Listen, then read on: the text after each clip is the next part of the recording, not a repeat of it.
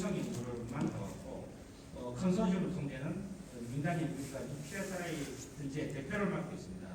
지금도 굉장히 다양한 연구를 하고 계시고 지금까지 150편 논문을 상당히 유동성 쪽에서는 정말 오래 일을 하신 것 같습니다. 어제 세미나 오신 분들 몇 분 계실 건데 어제 세미나에 주 강의하신 분이 놀랍게도 84세였어요. 84세에 현직으로 강의를 하고 일을 하신다는 게 PSRI가 아주 오랫동안 일을 한다는 게 정말 놀라웠습니다. 84세면 아마 지금 보통은 다 병원에 계실 건데 현직에 계시다는 게 너무 놀라웠습니다.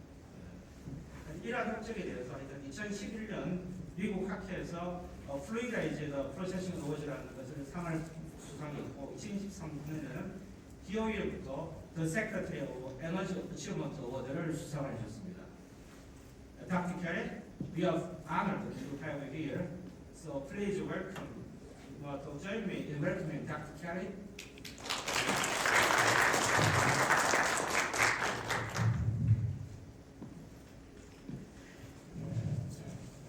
Good morning, everyone. Again, it's my honor to be here, and thanks for inviting us. Peter from CPFD and Kwang Wan for putting this seminar together. So what I'd like to do this morning is to give you what's happening in the area of particle technology, especially fluidization area, in the context of emerging technologies. Right? So again, my name is Daejeon. I'm the President CEO of PSRI. This is the mission for PSRI, mission and vision. It's basically a PSRI, a world-class, not-for-profit organization dedicated to the education, consultation, design, optimization, research, and development of particle technology. And vision is the PSRI will be the first choice, and it's proven historically that the first choice for companies interested in applying particle technology concepts to these any emerging technologies. Okay? And things I'm going to cover is a short review of current technologies and the role of particle technology and how best to leverage that know-how. It's been almost now, this is almost 100th year of the first commercial fluidized bed. So it's a century-old technology. So people might think, wow, it's a 100-year-old technology, that means we know everything about this technology. That's anything but true. So it's actually, we know maybe because of the way that earlier technologies were built, not necessarily based on the know-how in physics, first principles, but they're based on the simply know-how through the brute force of the different forces. I'll talk about those things, right?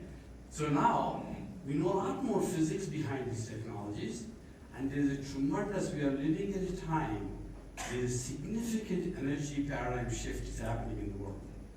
We're moving away from fossil fuel-based, it's not going to happen in probably next 20, 30 years, but it's happening in a more gradual transition, right?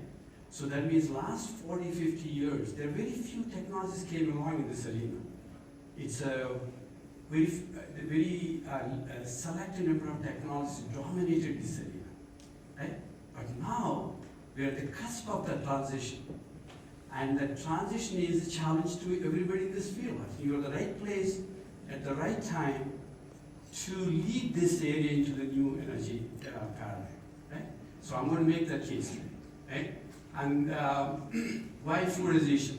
I think it's a historical question. Why fluidized beds? Why not the other unit operations? Well, history taught us a few things. People try different things, but it's very hard to beat a fluidized bed. It's got tremendous attributes. Other competing technologies are very, very hard if you want. Your goal is to scale up to an economy of scale. Bring the price of the commodity to a point a common folk can afford. It's proven historically that is the one we want to go with, right? Of course, depending on the chemistry, some kind of a particle technology. When I say fluid is not only fluid beds, it could be risers, it could be fixed bed reactors. But that's the arena that's scalable, that's proven to be scalable, right? And the other thing is, but the challenge is scale up. Every process has its own personality. Every powder that you're trying to deal with has its own personality.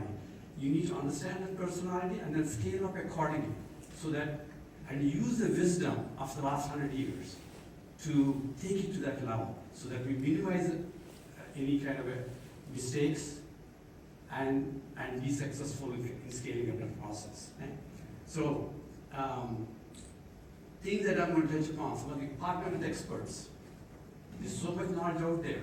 Partner with experts. There's no reason to reinvent the wheel. Realistic schedules. Well, probably Korea also is one of the kind of leading tech, electronic companies in Korea. You know, Samsungs, LGs, and so on. Their time frame is different. But as a chemical engineers, how many of you are chemical engineers? Mechanical. Okay, the thing is, you're trying to develop a process from a pilot scale to a commercial scale. On average, it takes 7 to 10 years. In the electronic industry, their time frame is 18 months. It's very short, compressed time frame. And it's not realistic. You gotta have a reasonable timeline to take a process from a pilot scale to all the way to commercial scale. Again, you want to make sure you properly design pilot, demo scale, and commercial scale. Talk about that. Don't skip the demo scale because, the general comment you hear is, hey, this 100-year-old technology, why do you need to build one by demo scale? Why can't I go from pilot to all the way to commercial? Well, there's a pitfalls. We learned a few things on these. Hey, you want to do large-scale human testing. That's also very critical. This is when I say a personality of a powder. You learn every piece of a puzzle to make that, complete the puzzle to be successful commercialization of the process. Right? Again, this is equally important. Not only experimental, but also you want to have a modeling aspect, especially given the era we are. The progress has been made. Software like CPFD software. I think it came like a long way. So these are the tools. You want to have a database to prove, to validate the models, and then use those CFD models to predict what happens at commercial scale. So that's the key in working together. Right? So I talked about emerging technologies. What are they? I did some of them. I'm going to hit upon. I'm going to repeat this again. So I'm going to skip this. I'll go to the point. So what is PSRI? PSRI is a membership, industrial consortium. So the toys that we play with, they're not small lab scale. The toys we play with are truly commercial scale, right? Or on intermediate scale. So that's what the PSRI does. We have 4 types of different buckets here. Mainly the membership consortium is the membership research. There's a proprietary research, and average we work on about 6 programs, and then that information is distributed back to the member companies, right? Because they paid for it, that's IT goes back to the members. However, we do engage contract work, which is a company wants to develop a process, work with PSRI, and they can actually bring their powder, put it to our units, large scale, get a large scale hydrodynamic data, in couple with CFD simulations, and then take it to the commercial scale. So that makes it, the path makes it a lot easier. If you include PSRI and CPFD software, kind of proven methodologies to be able to successfully go to the commercial scale. Right? And of course, we do consulting. We've been around since 1971, so we've been around about close to 71, so 56 years. Right? So put that in perspective, 1971. What are the main technologies out there in fluidized beds in large scale? FCC units, refining, combustors. Remember, boiling bed combustors, circulating fluidized bed combustion. CFBs are just coming on, right? So just put an example. In 1971, average refinery, once you start up the unit, next turnaround cycle is about approximately 6 to 9 months. What do you think that is today? Once you turn on the complex FCC circuit, you run continuously 5 to 7 years. How did that happen? Did it happen out of thin air? Tremendous amount of work went into it. It's all slow evolutionary, go after the next bottleneck and go after the next bottleneck. This is where we take small credit in that aspect of it. PSR is going to be a significant amount, making the technology that's viable, make it reliable. Right? That's the key. Right? Any process, anybody can work in lab, can make it work in a small pilot scale, but make it work in a commercial scale in a reliable manner is the key for a successful process. Right? Of course, the training. We just had the training last 4 days. It's in high demand. PSRI training attendance is a good leading indicator of the activities going on in this area. All right. So our membership used to be all major petrochemical companies, oil, combustors, and so on. That's no longer the case now. Now our membership reflects wider diversity because of the new emerging technologies, right? All right. So I'm going to make a case. Today, we are driving in the world totally about close to 1.5 billion passenger cars. That's not counting the trucks, heavy machinery, aviation, planes, warplanes, and so on. Right? What is fueling those vehicles? 825 active refineries. Of course, there are different scales, different capacities, right? But that's what 845 refineries are fueling all these vehicles today. Well, we're on the cusp of that energy paradigm shift. And here's the numbers. In 2025, I'm giving you statistics for the US, but I don't think Korea is any different. Very similar, right? If anything, maybe US actually a little bit ahead of the game. Auto industry in the US, they sold about 16 million light vehicles in 2025. Out of those 16.5 million vehicles, 1.3 million vehicles are electric cars. Purely electric, not even hybrid. Right? What does that mean? 7.8%. Out of 100 cars sold, 8 cars are electric cars. If you look back only about 5-6 years ago, the predictions coming from oil sector, major oil companies, they were predicting it will be less than 0.1% market share. See how wrong they were. This adaptation is happening much faster than people expected. Right? In that sense, China, 15%, more than double what US is. Europe is also close to that. Actually, China is more like 20%. Europe is more like 12%. So this is adaptation occurring faster than people anticipated. That means, how are we fueling today all these 825 refineries? Imagine the energy from the crude converting into diesel, petroleum, aviation fuel. Look at the amount of assets that it takes to do that. But now the transition is occurring faster than this. How are we going to do this? What is fueling the electric cars?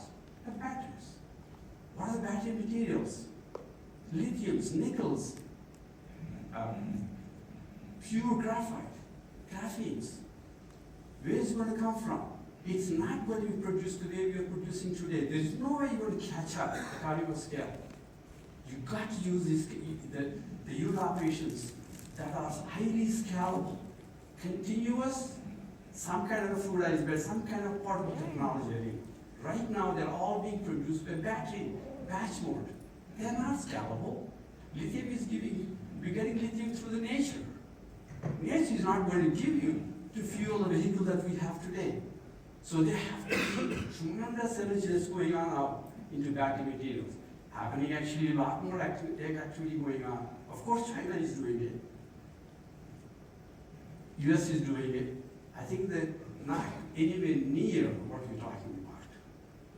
They really work in a small scale. This is not, the things they're doing now, they're not scalable. We got to go back to ground zero. It's a clean sheet of paper. And how do you scale this to replace it took 34 years. All that energy that running the transportation need to be replaced with is an electric is part of it. Of course, you have other alternative fuels, right? All right. FCC circuit. This is what is fueling, basically. Right? All the transportation. There are different variations of technologies. But the common theme is, what did we do even though I said it's revolutionary technology, look at the engineering marvel we accomplished with the help of the companies like PSRI and CBFD, engineering companies, KBRs, UOP, Honeywells, the Stewart Webster, our techniques. Right? What did we do? We can circulate on that circuit that you saw. Do you see any mechanical pump to pump the solids around the loop? No. No, in fluid mechanics, they all taught us, hey, use a pump to circulate fluids. Do you see a pump in there? It's a piece of pipe called standpipe. Use a solids pump, circulates the powder. What kind of rates that we can pump, we accomplished here? Look at this. 140 metric tons a minute is one of the largest circulation rate. Imagine, just imagine, 140 super sacks every minute. And you're doing that with no mechanical pump. Right? Thanks to going after understanding the physics behind it, how to make it work. Of course, there are copycats. But the people innovated these things.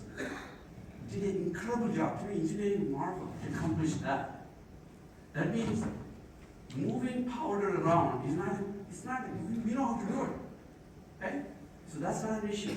So now I'm going to take that case why the moving solids around is very critical. Okay? Continuing the electrification. Look at this today. As I said, about 8% of the US, 8% of the cars sold are electric in 2025. And by 2030, they're projected to be 3 billion vehicles. Right?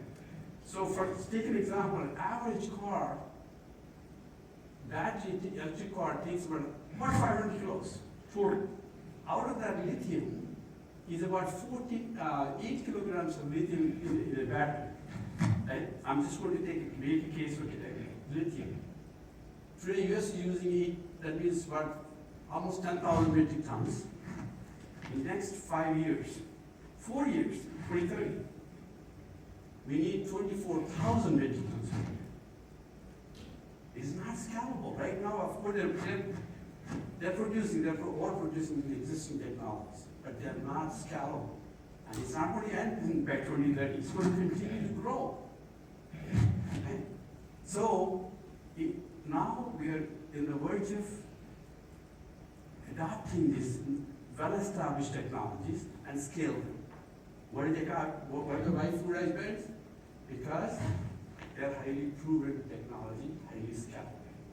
And that's going to be adopted very soon, you'll see. Right? We've been involved quite a bit in this arena. Really, I can't talk about it. That's all proprietary and confidential, but it's happening. So this is where you all can contribute. Okay? What are the alternatives? Renewables, biomass, recycled solid plastic, municipal solid waste. What is a better unit operation than either fluidized bed or some kind of a riser type of reactor? Right? So it's not happening. We've been involved in about 3 different processes, a couple of them in commercial scale, and taking the ground right now. Right? So the processes are very similar, but always dealing with biomass is not easy. Handling biomass is very difficult. Right? So lower calorific value, bulky. Right? So every process has its own technical challenges. We need to understand them. We got to make it happen in an economically viable fashion. Right? So, gasification.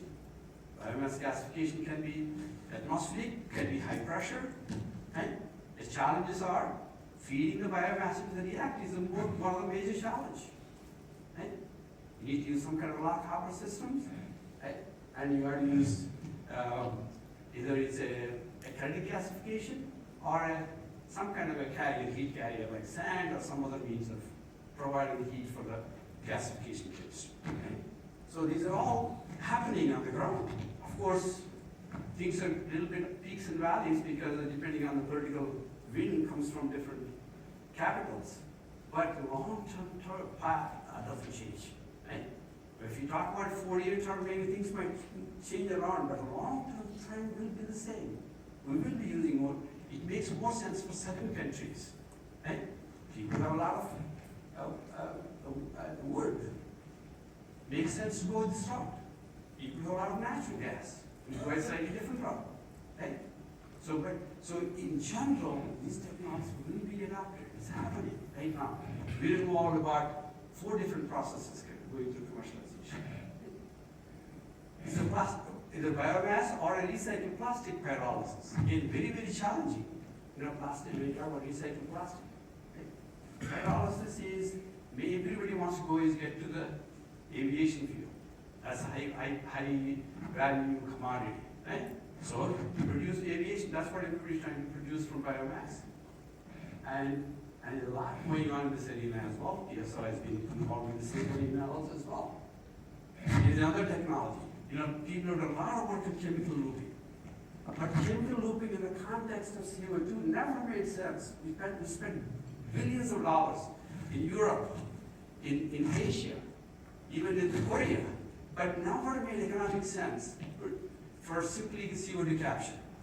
But now it makes perfect sense in the context of hydrogen. Right? It's happening now.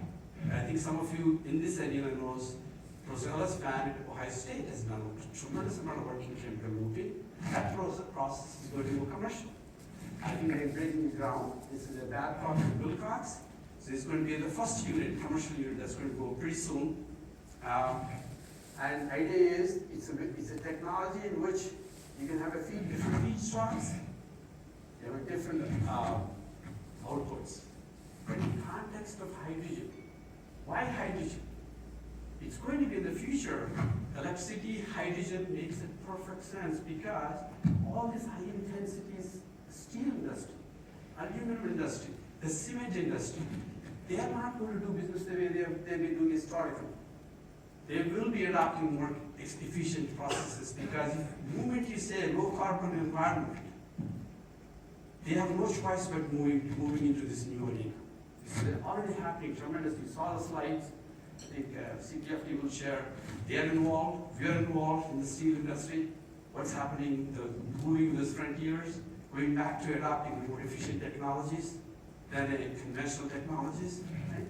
So this is the one arena where hydrogen makes sense. Hydrogen to heat up a high intensity process makes perfect sense. Zero footprint in terms of carbon solutions. Right? So this makes perfect sense in that context. Okay? Here's an example. Now this is our process that we play a key role. It's called Stratos by Oxy in the US. They own this. I think they're getting the right places. They own the right infrastructure of the underground. They own the pipeline for CO2. They put up about, if this is successful, the first one going commercial now, if it's successful, they're planning to put in about 60 of them, where the piping is. Instead of air capture, you pump it into the underground piping. Okay? And then do whatever they want. But essentially, this is going, as you can see the pictures, they're actually commissioning today. So this is technology that's happening already. Okay, what is the ABS? I skipped that slide, but now I'm going to summarize this. With all the way that emerging technologies coming in, battery materials, lithiums, nickel. Nickel is already used in food as well. So nickel thing can easily scalable. Well, lithium today, the way they produce lithium today, the nature takes the brine solution and naturally vaporize it, and then you produce a lithium carbonate or lithium hydroxide, lithium sulfides. They are not scalable today, today's process. Nature is not going to give you enough lithium to supply those 1.5 billion cars in the future. Let's say even 60% of it, even 1 billion cars. Of course, the growth will happen too at the same time. Right? So you have to adapt the new technology, and that's happening. I'm not saying something in future vision. This is happening today on the ground. And of course, I talked about those. Chemical looping, I'll just touch upon. Chemical looping in the context of hydrogen. Well, what happens now? Today, what is the feedstock for our plastics, polyethylene, polypropylene? Where does ethylene and propylene will come from in the future? And if the FCC will be slowly turned up. Well, you need to dehydrate the ethane and propane. It's happening on the ground. And we're involved in that. Right? Scaling those. And look, okay, direct and indirect CO2 capture. That's happening. Actually, today, it is even more relevant today. I'm talking about today, not tomorrow. Or next year, or 5 years from now. I'll make a case now, energy transition. Right? Polycrystalline silicon has already played that. Fluidization played a role. The reason the solar panel prices plummeted, one of the main factors is they went from a Siemens process, a batch process, to a more fluidized but continuous processes. That brought the price of the polysilicons down to a point. The average folk can have it. I was taking a bus from the airport to Daejeon. I'd never seen so many solar panels and the greenhouses. Right? So it's already adapted. Unbelievable how economically affordable the solar panels are. Right? Of course, pyrolysis of natural gas. That is again tremendous efforts are going on. Because countries that has a lot of natural gas, it makes a perfect sense. You're producing hydrogen, you're splitting, pyrolyzing the methane, hydrogen and a carbon. Carbon has a more value, sometimes some people argue, than even hydrogen. Right? The carbon can be graphene. Right? Pure graphite. How you arrange structural carbon in a way much more structured, ordinary carbon is what everybody up to now. They're spending billions of dollars on this. Right? And there are a lot of companies that are doing this. Right? And of course, in this area, these are the two main products right here. Well, what's happening if the battery materials are going in the future? Look at this, the projected amount of material that we need, battery materials. There's tremendous growth. And, all right, so I'm going to take one example of what's happening today. Right? When you pick up a cell phone and you type in whatever you're trying to search, look at it, how the information that you're getting back. How do you think it's happening so easily? What is it? There's no such thing as a free service, right? Maybe it is a free service to you when you type it in, but there is a magic happening it used to be in the cloud, now it's the data centers. That's where this is computed and give you the information that you're looking for on your cell phone, right? And the growth in data centers is tremendous. And people, maybe it's a bubble right now, but at the end of the day, we need data centers for this AI to go forward. And so you see, what is choice today? They are high power guzzlers, a lot of water that they need, right? But where do you get the power? The grid today we have cannot supply the megawatts of power in one location. You cannot even transmit that. So what is the choice? And we need those data centers not 5 years from now. We need it today. And that's where the demand is. So that means they're building these data centers. What are the choice today? Only option they have, because we didn't plan, and this demand came in nowhere. What are they doing? They're doing natural gas turbines. They're taking natural gas and burning locally and producing the power they need. And then what do you do with all the CO2 emissions? These high-tech companies, they promised us they're going to go to carbon neutral by 2030. Right? The world promised themselves 2050. But high-tech companies have said 2030, that's only 4 years from now. And they're building data centers left and right. Right? So what does that mean? They have no choice but adopting CO2 capture technologies. And it's happening. Right now it's happening. The only thing is the technologies were not ready. They didn't invest about 5 years ago, 10 years ago. They did it lab scale, academic level, small scale, but nothing's ready for scale up. Right? So what are the solutions today? Amine solutions, old technology, 60s technology. That's what they're using now. Right? Exxon and Chevron, Baker uses. The reason that they are going after this market very aggressively because they own the pipelines, CO2 pipelines. And so they are investing something like $20 billion. to do the CO2 capture at these data centers. You know, world's largest data center is going to be in the Stargate in Texas. It's going to be we'll say 2 gigawatt. But it's right now currently 600 megawatt data center. And there are many of them coming in everywhere in the US, Europe, India, of course China. In South Korea, I pull out, of course, so the reason that this demand for CO2 capture will be is there's no choice. They're not going to allow, they already promised the world they're going to go to zero emissions by 2030. So if they're going to put up a natural gas-fired turbine to produce a local power, maybe long run, a nuclear. I think South Korea is doing a lot of work in this area, right? Modular nuclear reactors. So there's a part of technology can play a major role in this area, nuclear reactor as well, because there's a lot going on in that area, right? Here's what's happening in South Korea, just came out this week. Right? We were staying in this hotel, this group, this is a group with the American company Reflection AI. Of course, NVIDIA is involved in this deal. They were going to build a 250 megawatt project. Where is the power coming from? I'm not sure. I tried to find it, but I don't know what exactly what they're sourcing the power. But that's it. That is today plan. What happens to growth as it goes up? Right? So this is happening everywhere.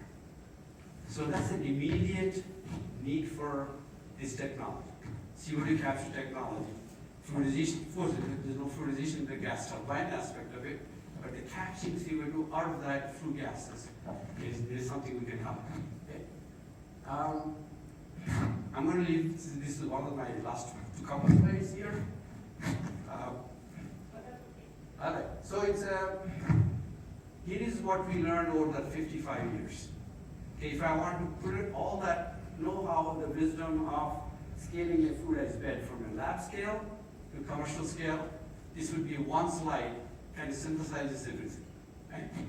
Well, you take that, what are the technologies that I just talked about? Right? You put it in the lab scale, mostly in the academic field, academic arena, right? Chemist, through the chemistry, and he's done a little bitty factor reactor. Right? He's optimized the pressure temperature. He optimized for a given gas flow rate in kilograms per second. He optimized the amount of catalyst or amount of power that he had in the column. So you optimize all that in a small thing. Right? And now management looked at this, oh, it's great, this chemistry is viable. It has a market value here, now we can make some money in here. Turned out it's chemical engineers. Your role is to build that power. Most likely, this is where you have a good, healthy debate. Include experts. What kind of a unit operation I want to choose for this chemistry? Is it a fluidized bed? Fluidized is not always the answer. For example, if you have a series chemistry, A goes to B goes to C, and B is what we want. That's exactly what happens in credit cracking for taking feedstock, producing a gasoline, diesel, aviation fuel. That is your B. If I somehow keep the B too long, it's going to crack into C, and C is a dry gas, so we don't want that. So certain chemistries, certain unit operation makes more sense. So have that healthy debate there, include that experts. Okay? And then choose the right, say, fluidized bed in this case, or maybe riser reactor. Okay? For series reaction, either it's a packed bed reactor would be a good choice, or a riser reactor is a good choice. Okay? But for 90% of chemistry out there, fluidized beds would be the one probably good choice, depending on the chemistry. Okay? So, but don't just go out and put something together. Running a pilot scale is not easy. Pilot scale units, because the bubble size is a bigger part of the size of the reactor, you get completely different hydrodynamics. They're not scalable. But the role of the fluidized bed, pilot scale, is not to prove the scale up. The role of the pilot plant is to prove the chemistry, viability of the catalyst, reliability of the hardware that you're using, any cooking issues, any foaming issues, right? That is it. That's the main role of the pilot plant. Include those experts to design a pilot unit. Or some Like if somebody in Europe built this, so I'm going to copy this. That's not a good way to approach it. Okay? Or somebody in the Korea built it, so I'm going to copy it in China. That's not a good way to do it. Understand the basics. Put it together based on the physics. That design. Now we have a better chance of, goal is to do that 10,000 hours. Experience to optimize all that catalyst activation, deactivation cycles. The chemistry, the fouling issue, all that. As you're going along, even though it's in a sequential manner, remember the pressure coming from the management. You want to get there in 3 years, 5 years, 7 years. So you want to paralyze some of these processes. As you get off the ground on the pilot stage, already thinking about the demonstration unit. Do not, our advice is do not skip the demo unit. That is where you learn, make your mistakes here, fewer mistakes there. We cannot afford to make a mistake here in a commercial scale. Right? You're talking about a few $1 million here, tens of millions of dollars here, billions of dollars here. Right? So we want to make some mistakes because each process is own personality, each part is own personality. So we need to understand those to make that process more reliable and work. So you go along the way, prepare that model. That's very key. Right? Some people just ignore the modeling side of the story. The CPFD or the second order models are very useful. But now we do have it. By following this methodology, you have the data to validate that model. Your confidence in that model goes up. And then now that's the only tool we want to use to predict what happens in commercial scale. Right? But today, I think it's good for give you the directionally right answer. That's the key. That's very valuable information. And then you've done all the experimental part. You've done a lot. One of the activity is scaling the bubbles to large scale. That's one of the challenges for these guys. This large full scale experimentation with your powder, with gases that have the same density and viscosity of your process, measure those bubble properties. Build that into the model. So now you're taking care of the scale of the hydrodynamics. Chemistry will take care of itself. If you take care of the hydrodynamics, right? That's the key in fluidization, right? So that's the role of all this to be a successful scale of the process. Now, if you follow these, your probability of success would be something like 98, 99%. Getting to that 80% capacity within 1 year. Right? But if I skip any of these, plus the many changes you have to make here, you're talking cost, it's going to cost you hundreds of millions of dollars. That's going to kill that process. Before you make it work, you got tremendous pressure from the investors, you don't have a breathing room at that point. Okay. With that, again, this is our engineering staff at PSRI. I think the next fluidization experts in the world come from this group. Already we're playing some of these, but we also have next generation engineers being prepared for the future. So PSRI will be there if you need it. Please do engage PSRI. With that, I'm going to open up. Or you can also contact, if you have anything, okay, I didn't have it, you can, my email address is in the first one, or Matt is our IT guy, he's actually in the show here.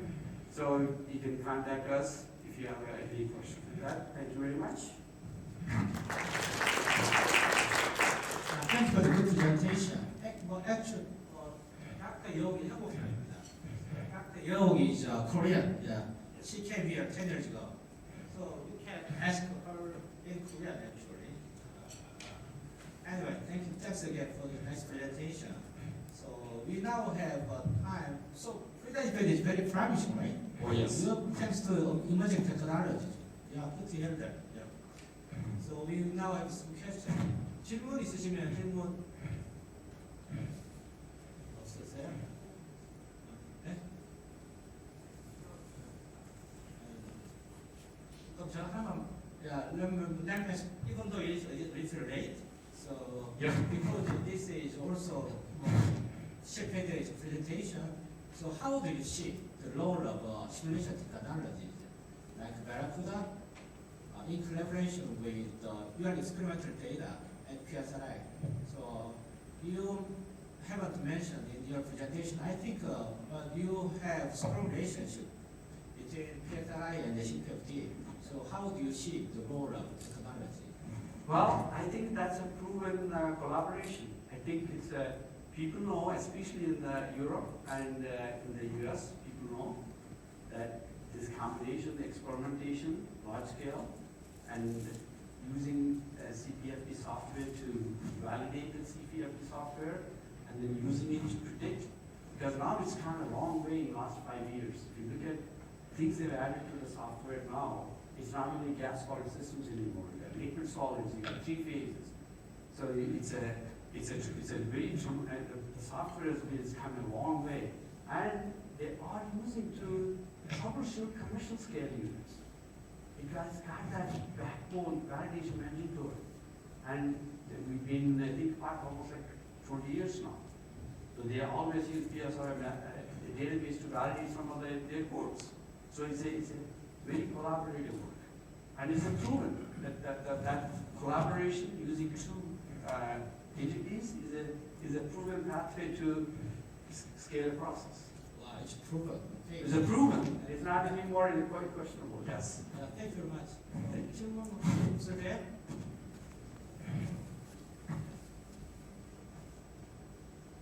시간이 너무 없어서 저희 브레이크 시간 가져가겠습니다. 한국어로 질문해 예. 네, 저희 스케일업 할 때 가장 만나게 되는 쉬운 문제가 어떤 게 있고 그거를 어떻게 해결해야 되는지 좀 궁금하고요. 그리고 일단 그거 먼저 여쭤보겠습니다. And the scale-up process, which is the simple, easiest and difficult one, 뭐 scale-up 할 때 문제가 그게 질문이었죠. 제일 만나기 쉬운 커먼한 문제 같은 게 있나요? What's the common obstacles when scale-up? Oh, common pitfalls, or commonly people make mistakes in scaling a process. Well, primary one. Somebody else has this unit, so I'm going to exactly make it look like that unit, or pilot unit. And you end up fixing this. By the time you fix that problem, you already run out of your running. One. Secondly, skipping the demo scale unit is another pitfall. Because I would rather spend that $10, $20 million and learn that scale, right? Learn about the cooking issues. Like one of the classic example is the cure process, biomass pyrolysis, right? It didn't go very well because they skipped the demo unit. They didn't even run the pilot unit long enough to they would have understood. The catalyst wasn't ready for activation deactivation cycle. They would have found it if they had run 1,000, 2,000 hours. They ran 100 from hours. They didn't find that, well, they didn't run long enough to know the activation deactivation, for example. Right? So what happened? They built a commercial, they went in, all of a sudden the catalyst is not working after running for a couple of weeks. Right? So these are the things that you want. The reason I said 10,000 hours on pilot, that's a goal. At least 5,000 minimum. And the demo, 1,000 hours. Right? That's a minimum. That's what makes that process successful. If you can. 시간이 되었으니까 추가 이야기하실 게 있으면 브레이크 시간 하시고요. Because time Yes. yeah. Next, thanks for again.